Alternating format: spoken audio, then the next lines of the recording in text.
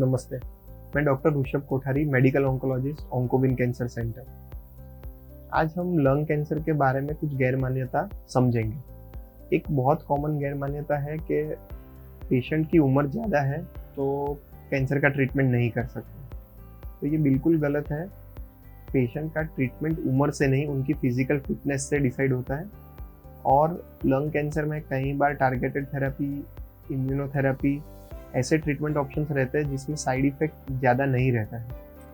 कोई mutation positive lung cancer है तो उनको टैबलेट से हम लंबा समय अच्छी क्वालिटी ऑफ लाइफ के साथ दे सकते हैं।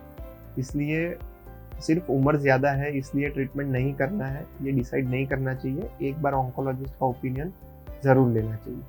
दूसरा एक कॉमन गैर मान्यता है कि पेशेंट का फिटनेस अच्छा नहीं लग रहा है, पेशेंट को डायबिटीज़ बहुत ज़्यादा है, पेशेंट को हार्ट का प्रॉब्लम है, इसीलिए हमको कैंसर का ट्रीटमेंट नहीं करना है। तो ये भी गलत है। मैंने जैसे बोला कि म्यूटेशन पॉजिटिव लंग कैंसर रहता है या किसी को इम्यूनोथेरेपी लगाना है तो इसका साइड इफ़ेक्ट ज़्यादा नहीं रहता है। और पेशेंट का फिटनेस ऑन्कोलॉजिस्ट जज करके ही ट्रीटमेंट करते हैं। पेशेंट की फिटनेस अच्छी नहीं है तो ऑन्कोलॉजिस्ट सामने से आपको बताएंगे कि इसमें कैंसर की ट्रीटमेंट नहीं करनी चाहिए और सिर्फ सिम्टोमेटिक ट्रीटमेंट करनी चाहिए। तो एक बार कोई भी पेशेंट को एटलीस्ट एक बार ऑन्कोलॉजिस्ट को दिखा के डिसीजन लेना चाहिए, रादर देन खुद ही डिसाइड करने का कि भाई पेशेंट ट्रीटमेंट के लिए फिट नहीं। थर्ड कॉमन मिथ है कि हमको लंग कैंसर है तो घर में हम परिवार के साथ रह सकते हैं, बच्चों के साथ रह सकते हैं, या उनको इन्फेक्शन नहीं हो जाएगा, उनको कैंसर नहीं हो जाएगा। तो लंग कैंसर इन्फेक्शियस नहीं है, ये एक से दूसरे आदमी में फैलता नहीं है। ये जेनेटिक म्यूटेशन से होता है, जो हमने आगे जो रिस्क फैक्टर डिस्कस किए उसके हिसाब से जेनेटिक म्यूटेशन से। तो घर में आप परिवार के साथ, बच्चों के साथ नॉर्मल ज़िंदगी जी सकते हो जैसे आप पहले जीते थे। ये बच्चों को या और कोई फैमिली मेम्बर्स को फैलने वाला नहीं है। और एक चीज़ है कि पेशेंट ट्रीटमेंट के दौरान अपना काम करना, ट्रैवल करना ये सब कर सकता है। तो डेफिनेटली कैंसर की ट्रीटमेंट के दौरान अगर पेशेंट खुद को फिजिकली फिट लगता है तो नॉर्मल वर्क या इवन ट्रैवल कर सकता है। कैंसर की जस्ट कैंसर है इसीलिए ये सब रिस्ट्रिक्शन रखने की ज़रूरत नहीं है।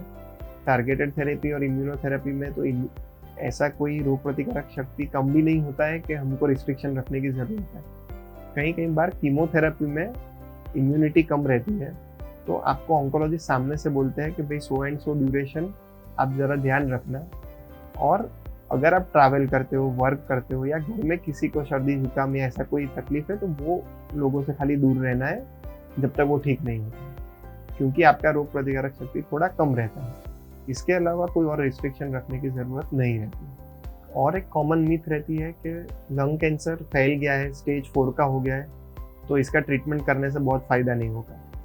स्टेज 4 ज़रूर ठीक नहीं हो सकता है पर उसमें हम पेशेंट को लंबा जीवन और अच्छा क्वालिटी ऑफ लाइफ दे सकते हैं।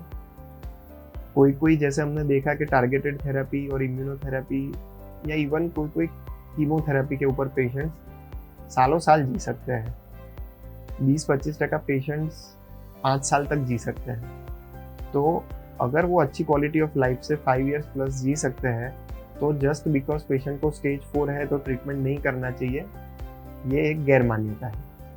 Thank you.